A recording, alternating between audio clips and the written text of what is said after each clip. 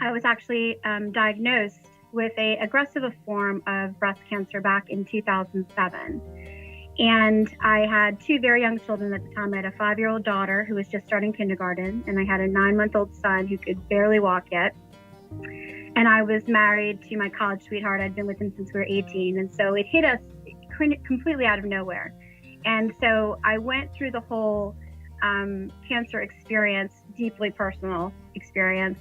And I was very fortunate. I went through all of my treatments, multiple surgeries. I had a great deal of support, family, friends, and community around me, and I was able to survive the experience. And I actually got involved in doing some speaking engagements at a local cancer center. And I was involved in some conferences. And a friend of mine knew that I had some experience with that. And she asked me, did I know what Relay for Life was? Had I ever attended a Relay for Life? And to be honest with you, I hadn't. And so she said, why don't you come and see what it's all about? Would you like to be our honorary survivor chair? And I said, well, yeah, that sounds like an amazing opportunity. How many people will be there? And she said, oh, a few thousand. And I said, oh, okay, I think I can handle that. That'll be fine. So I went and I gave a speech. I gave an honorary survivor speech. And I have to tell you, it was life-altering. It was a life-changing experience. And my whole family was involved, my husband, my children.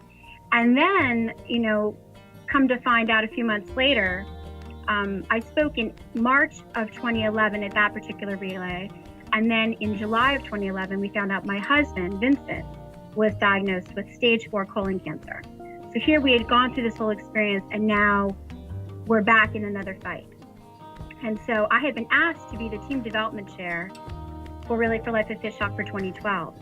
And so myself and my husband and my children, we used it as a very, again, cathartic experience. And we used it to help us cope, because oftentimes cancer survivors, cancer patients, people going through it, they feel very much out of control because they're dealing with a situation that's very much out of their control. And so they try to find ways to feel in control. And that was how we dealt with it. It was a healing process for us.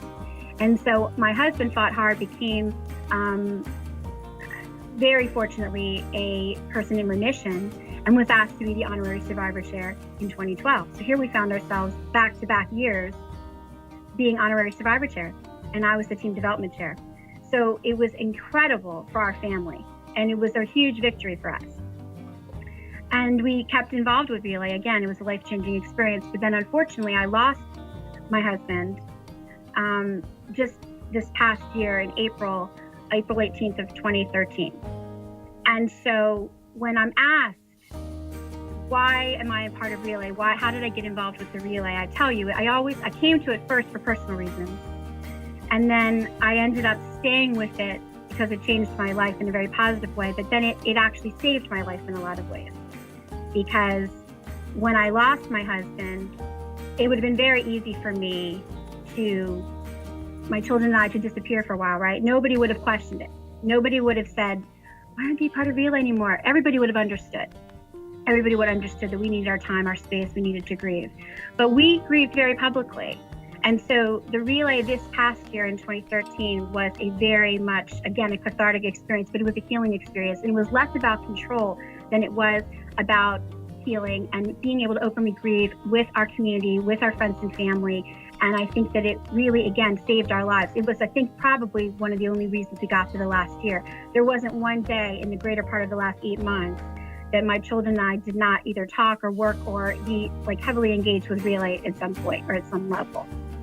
So it's become, again, a life-altering experience. We have gone through a lot of tragedy, but it's also brought us to be closer. It's helped us meet people that have helped support us, and it's really been a privilege.